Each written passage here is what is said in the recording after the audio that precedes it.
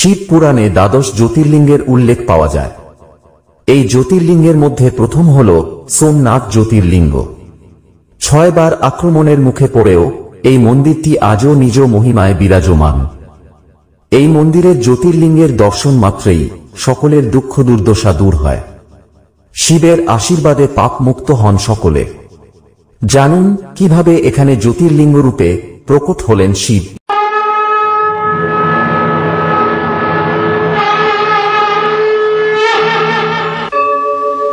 ভক্তদের দুঃখ দুর্দশা ও কষ্ট দূর করার জন্য জ্যোতির্লিঙ্গ রূপে ভারতের বিভিন্ন স্থানে বিরাজ করেন মহাদেব।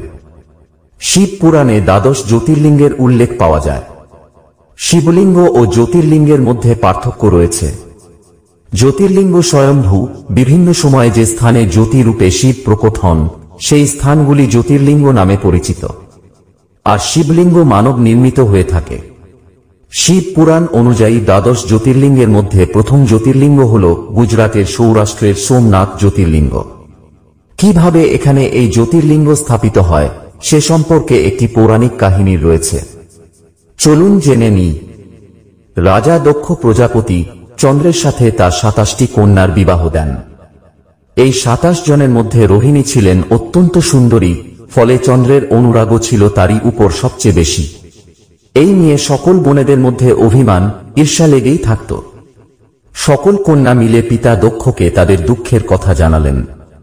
পিতা কন্যাদের বোঝালেন এইভাবে অভিমান না করে তারা যেন রোহিণীর পথ অনুসরণ করে, যাতে তারাও আদর ও ভালোবাসা পান চন্দ্রের কাছ থেকে। পিতার কথা শুনে সকলেই চেষ্টা শুরু করল, কিন্তু ফল হল উল্টো। চন্দ্রদেব রোহিণীর প্রতি আরো বেশি প্রেমাসক্ত হলেন ও অন্যান্যদের প্রতি তাচ্ছিল্যের মাত্রা আরো বৃদ্ধি পেল। কন্যারা আবার অভিযোগ করলেন দক্ষরাজের কাছে। রাজা চন্দ্রকে ডেকে বোঝালেন, কিন্তু কোনো ফল হল না। চন্দ্র রোহিণীকে আরো বেশি ভালোবেসে অন্যান্যদের প্রতি চরম অবহেলা করতে লাগলেন।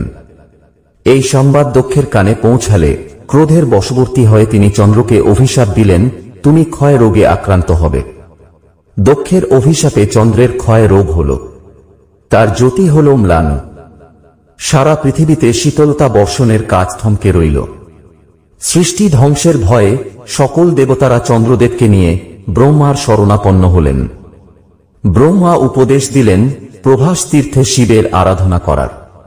তার কথা মতো রোহিণী সহ চন্দ্রদেব প্রভাস তীর্থে এসে হিরণ্য, কপিলা ও সরস্বতী সঙ্গমের তীরে বসে মহাদেবের ঘোর তপস্যা করতে লাগলেন।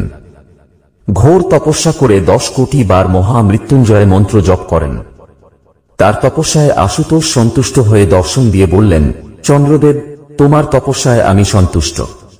দক্ষের অভিশাপ বিনাশ হবার নয়, তবে তুমি ক্ষয়প্রাপ্ত হলেও আমার আশীর্বাদে আবার পূর্ণতা প্রাপ্ত হবে।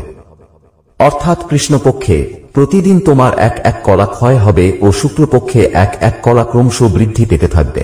চন্দ্রদেব তখন মহাদেবকে প্রভাস তীর্থে পার্বতীর সঙ্গে সকলের কল্যাণার্থে প্রকট হওয়ার অনুরোধ করেন। মহাদেব সূর্যকিরণের দীপ্তি নিয়ে জ্যোতির্লিঙ্গ রূপে সেখানে প্রকট হলেন।